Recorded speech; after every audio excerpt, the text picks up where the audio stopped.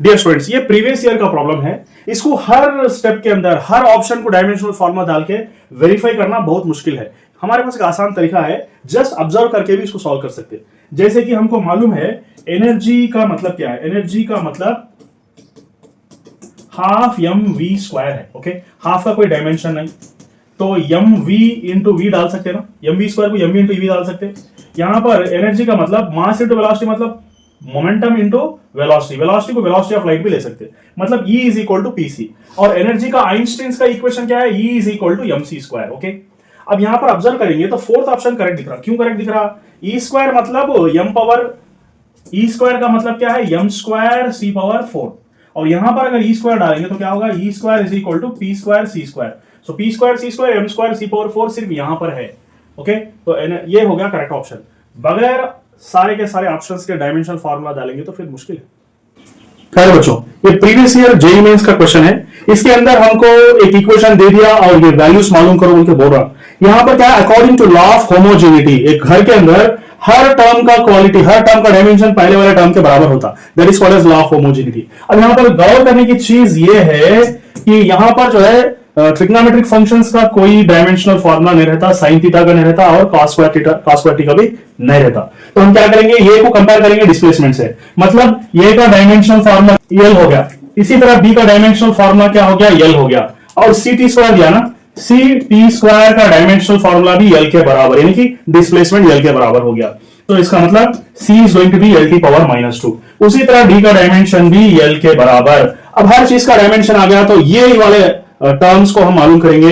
सबसे पहले हम लेंगे ये बी सी बाई डी। ए का मतलब क्या है, L, B का मतलब OBL और C का मतलब LT पावर -2 और D का मतलब L कैंसिल, तो L स्क्वायर T पावर -2 हो गया इसका सॉल्यूशन। ठीक है प्यारे बच्चों, ये जेईई मेंस का प्रीवियस ईयर क्वेश्चन है। इसके अंदर B बाई म्यू नॉट का डायमेंशनल फॉर्मूला पूछ रहा। कितना मुश्किल है B का डायमेंशनल फॉर्मूला याद रखना, कितना मुश्किल है म्यू नॉट का याद रखना। मगर हम थोड़ा हट के सोचेंगे तो फिर एक फॉर्मूला हमारे पास काम आने वाला है। वो फॉर्मूला है B is equal to mu naught I by 2R। ये फॉर्मूला मूविंग चार्जेस का फॉर्मूला अभी काम आने वाला है। अभी हम उसको क्या करेंगे, B बाई म्यू नॉट डालेंगे, I बाई R डालेंगे, 2 का डायमेंशनल फॉर्मूला नहीं रहता बिकॉज वो नंबर है, न्यूमेरिकल है। तो I का मतलब ये और R का मतलब L, इसका मतलब L पावर -1 एंड ये इसका डायमेंशनल फॉर्मूला है। पहले बच्चों, ये जेईई मेंस का प्रीवियस ईयर क्वेश्चन है, यूनिट्स एंड डायमेंशंस का। और यहां पर देख लो, according to law of homogeneity हर टर्म का डायमेंशन पहले वाले डायमेंशन से बराबर होगा। They will be having same dimensions. Each and every term is also having same dimensions. इसका मतलब alpha sigma is equal to beta lambda. Okay, अब यहाँ पर अल्फा बाई बीटा पूछा, which is nothing but lambda by sigma.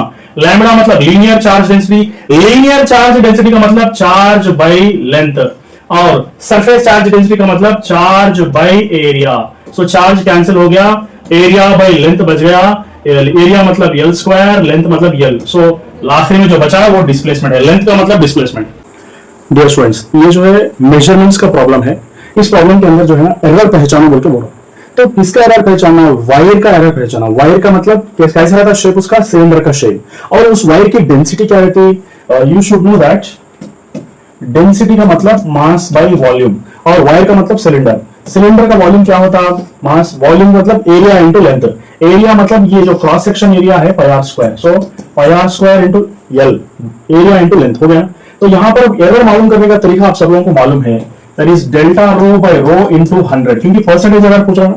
तो उसी तरह delta m by m into 100 plus उसी तरह 2 जो स्क्वायर दिया ना वो आगे आ जाएगा, तो फिर delta r by r into 100 plus L दिया ना, तो delta L by L into 100। Okay, तो ये आ गया। इसके अंदर सब्स्टिट्यूट करना है बस। डेल्टा एम के पास ये जो एरर दिया ना वो सब्स्टिट्यूट करना है, एम के पास ये सब्स्टिट्यूट करना है, डेल्टा आर के पास जो एरर दिया वो सब्स्टिट्यूट करना है 0 और ये जो आर ये वैल्यू, और डेल्टा एल के पास ये जो है लेंथ का 0 ये सब्स्टिट्यूट करना है। ये सारी चीजें सब्स्टिट्यूट करेंगे तो फाइनली हमारे पास जो है ये वाला इक्वेशन आएगा। ओके, तो ये वाला इक्वेशन आएगा, समझे ना।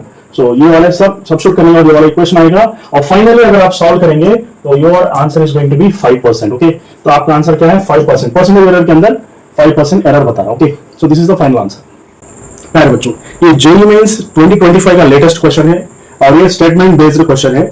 पहला स्टेटमेंट अगर देख लिया ना, in vernier callipers one vernier scale division is always smaller than the main scale division. ये तो 100% करेक्ट बात है, क्योंकि वर्नियर स्केल डिविजन्स छोटे रहते, मेन स्केल डिविजन्स बड़े रहते। ओके, तो ये तो स्टेटमेंट करेक्ट हो गया। सेकंड स्टेटमेंट क्या है, वर्नियर कांस्टेंट। वर्नियर कांस्टेंट का मतलब क्या है, लीस्ट काउंट। ओके, सो लीस्ट काउंट का फॉर्मूला क्या है, one main scale division minus one vernier scale division. Okay, तो वन मेन स्केल, ये इसको लीस्ट काउंट बोलते हैं। यहां पर मल्टीप्लाई करने का कोई शब्द नहीं आता। ओके, तो ये जो वर्ड लिया ना वो गलत है, इसलिए statement 1 is correct and statement 2 is false. ये हो गया इसका करेक्ट आंसर। ये जेईई मेंस का प्रीवियस ईयर क्वेश्चन है। इस प्रॉब्लम को थोड़ा अलग ढंग से सॉल्व करने की कोशिश करेंगे। इस प्रॉब्लम के अंदर कैपेसिटेंस को जो है F बोल के दे रहा और चार्ज को C बोल के दे रहा, उतना सा डिफरेंस है बस। हम बगैर डायमेंशनल फॉर्मूला डाले के इस प्रॉब्लम को सॉल्व करेंगे आसान तरीके में।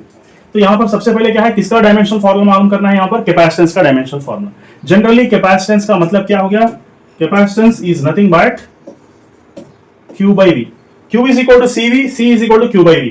और यहां पर क्या है, V का मतलब work done on unit charge means W by Q।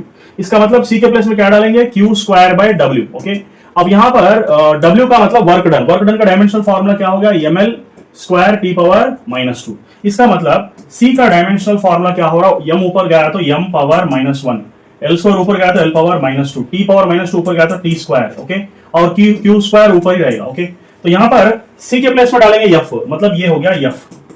Okay, और Q के प्लेस में डालेंगे C, ये Q यहां पर डालेंगे C square, m power -1 L power -2 T square. Okay, तो ये वाला करेक्ट ऑप्शन है, फोर्थ ऑप्शन हो गया आपका करेक्ट ऑप्शन।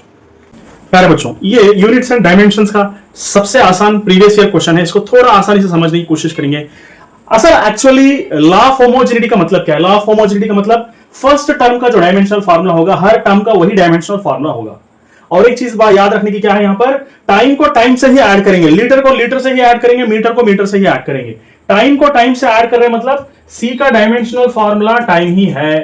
ओके, अब यहां पर देखो ये पूरा टर्म का डायमेंशन वेलोसिटी के बराबर है। इसका मतलब BT, ऊपर BT है ना, और नीचे क्या है, नीचे टाइम ही है। अभी मालूम करें टाइम है, time T which is equal to velocity। Velocity का मतलब क्या है, LT पावर -1। सो ये भी टाइम, ये भी टाइम। सो B का डायमेंशनल फार्मूला क्या हुआ, LT पावर -1। और यहां पर ये टर्म और ये टर्म दोनों टर्म्स का सेम डायमेंशनल फार्मूला होगा, AT power of 2 is equal to LT power -1 which is equal to velocity। यहां पर ये is equal to LT power -1, ये T स्क्वायर इधर चले आया तो फिर LT पावर -3 हो जाएगा। हमको क्या पूछ रहा है, यहां पर तीनों का प्रोडक्ट पूछ रहा, इसका, इसका और इसका प्रोडक्ट पूछ रहा। तो LT पावर -3, LT पावर -1 और यहां पर T है बस। सो T कैंसिल हो जाएगा, L square T power -3, L square T power -3 मतलब फर्स्ट ऑप्शन है।